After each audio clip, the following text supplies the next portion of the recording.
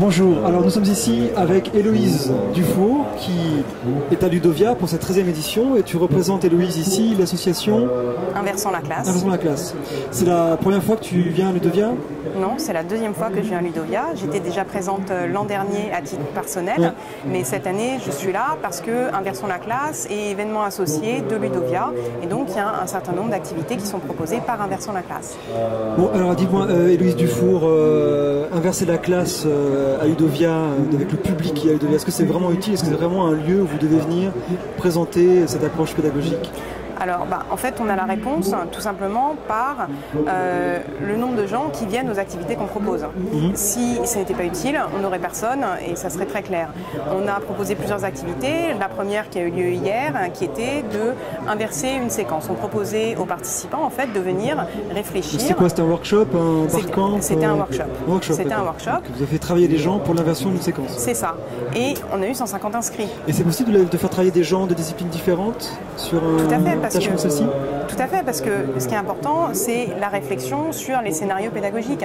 Quand, par exemple, il y avait des ateliers, il y a un atelier sur le plan de travail, en fait, on les met ensemble et ils réfléchissent à qu'est-ce que c'est la finalité d'un plan de travail, comment est-ce qu'on fait un plan de travail efficace, et ça, c'est transdisciplinaire.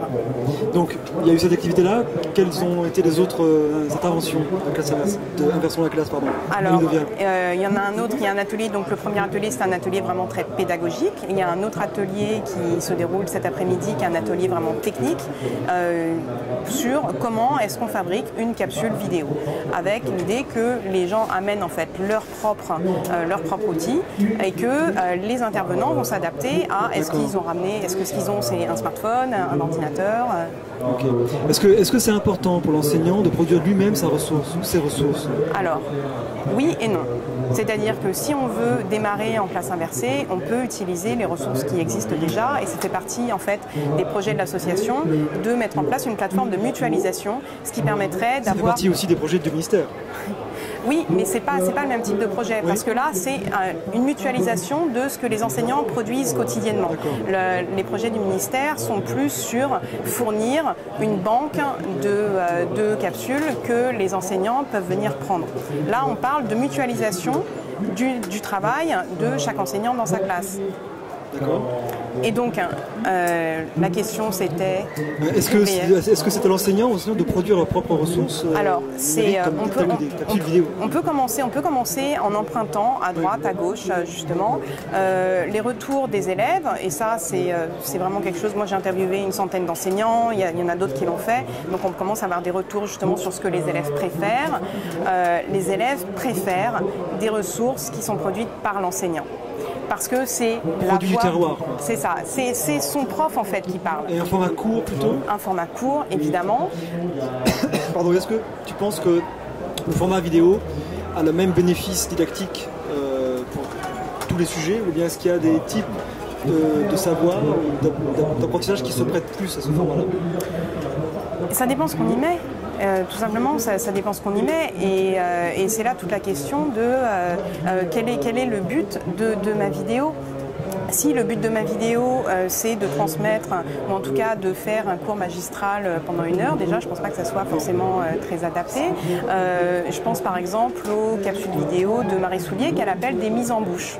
Marie Soulier qui est bien présente, comme à Ludovia, plusieurs années, ça. Chaque année à Ludovia. Et qui est intervenue, et qui est intervenue aussi dans les activités d'Inversons la classe, puisque c'est un membre actif d'Inversons la classe. Les mises en bouche, c'est une incitation. C'est ça, donc ça peut être une incitation, ça peut être aussi simplement des notions très simples qui sont décortiquées. Donc ça dépend ce qu'on veut en faire. Il n'y a pas de réponse unique à cette question. D'accord. Je vois une question, moi, sur la classe inversée. Est-ce que la classe inversée, sous couvert de modernité pédagogique, n'est peut-être pas en train de reproduire une vieille tendance, un vieux tropisme de notre éducation qui est d'externaliser l'école hors de l'école, faire des devoirs à la maison et de l'apprentissage dans les familles? Alors, la première chose, c'est que on parle de nouveautés, mais en fait, les principes sur lesquels s'appuie la classe inversée, à savoir la mise en activité, le travail collaboratif, c'est tout sauf neuf. Ça c'est pas neuf, d'accord. On est bien d'accord. Mais répondez à la question. Je réponds, mais ça c'était le premier point. J'allais arriver au deuxième point. Le deuxième point, c'est la question du travail à la maison, dont on sait qu'il est discriminant, inégalitaire. C'est une vraie question. C'est une vraie question. Et là, je répondrai deux choses. La première, c'est que effectivement, il y a beaucoup de classes inversées dans lesquelles il y a une externalisation du travail, puisque la consultation de ressources va se faire à la maison. Mais là, l'idée, ce n'est pas de ajouter du travail, c'est de modifier en fait la nature du travail qui est demandé à la maison. C'est-à-dire que les enseignants qui font ça sont des enseignants qui donnaient déjà du travail, mais on va modifier la nature du travail. C'est-à-dire qu'au lieu que ça soit du travail à la maison qui soit complexe, qui soit plus complexe, parce qu'on doit réfléchir, on doit essayer de trouver des solutions, et si on ne les trouve pas, on est seul.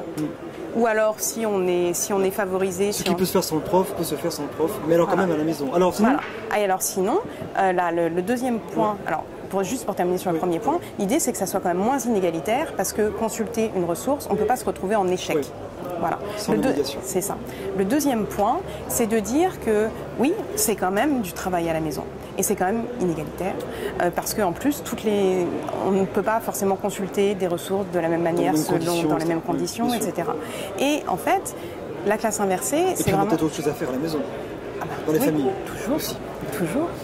Mon fils, il apprend la basse en ce moment, et il dessine, et il regarde des vidéos sur YouTube, donc ça en fait du travail à la maison qu'il a. Mais du coup, il le fait. Oui. En fait, parce qu'il est motivé, tout à fait. Il va aller consulter des ressources. Et donc ça, évidemment, c'est une des questions qui sont très importantes. Comment est-ce qu'on travaille sur l'engagement des élèves pour que ça soit aussi quelque chose qu'ils soient motivés pour faire? Alors, il y a le second... J'ai pas fini. J'ai pas fini sur, et justement, le deuxième point qui est de dire, mais toutes les classes inversées n'utilisent pas le travail à la maison. En fait, il y a des gens qui disent qu'il y a autant de classes inversées que d'inverseurs. C'est vraiment un outil dont on se saisit et qu'on va adapter à sa propre situation en tant qu'enseignant. Et donc, il y a un certain nombre d'enseignants qui vont utiliser la classe inversée sans travail à la maison. C'est-à-dire que la consultation des ressources se fait dans la classe. Alors là, vous allez me dire, mais... Qu'est-ce que ça change? Et qu'est-ce que ça change? Qu'est-ce que ça change? Ce que ça change, c'est tout simplement que ça libère du temps de l'enseignant pour aller différencier son apprentissage. Et le fait que les élèves vont pouvoir consulter les ressources au moment où ils en ont besoin. C'est une inversion de la classe en classe. Exactement. Magnifique, merci. Je vous en prie. Eh bien, écoutez, Héloïse Dufour, merci beaucoup. Je vous en prie. Au prochain Ludovia. Au prochain Ludovia. Avant ça, j'invite tous ceux qui nous regardent à participer à la semaine de la classe inversée, qui se déroulera fin janvier 2017. Alors, la semaine de la classe inversée, fin janvier 2017. 2017, pardon. Alors, il faut quand même qu'on dise encore une minute, qu'est-ce que c'est que la semaine de la classe inversée? La semaine de la classe inversée, c'est l'idée de, sur une semaine, encourager les échanges autour de la classe inversée. Et ça se fait de différentes manières. On propose aux académies d'organiser des séminaires sur le sujet, à chaque inverseur, s'il le souhaite, d'organiser des réunions pour permettre aux gens de venir et d'échanger, et à tous ceux qui inversent leur classe, d'ouvrir leur classe pour permettre aux gens qui le souhaitent de venir voir comment in situ on peut inverser une classe. Et ça, après ça, nous, on réunit tous ces événements sur une grande carte. Donc on peut aller sur notre site, inversonslaclasse.fr, et on va trouver la carte pour que localement, on puisse trouver des gens avec lesquels échanger sur la classe inversée. Et toute cette énergie est bénévole. Toute cette énergie est bénévole. Nous sommes en recherche de fonds, et si vous souhaitez aussi vous investir, n'hésitez pas à nous rejoindre. Toi aussi, rejoins la classe inversée. Ça va comme le slogan? Ça rime pas. Rejoins Inversons la classe, rejoindre la classe inversée. On n'est pas forcément obligé de faire la classe inversée. Choisis ton inversion. Et choisis ton inversion, tout à fait. Merci Louise. Merci François.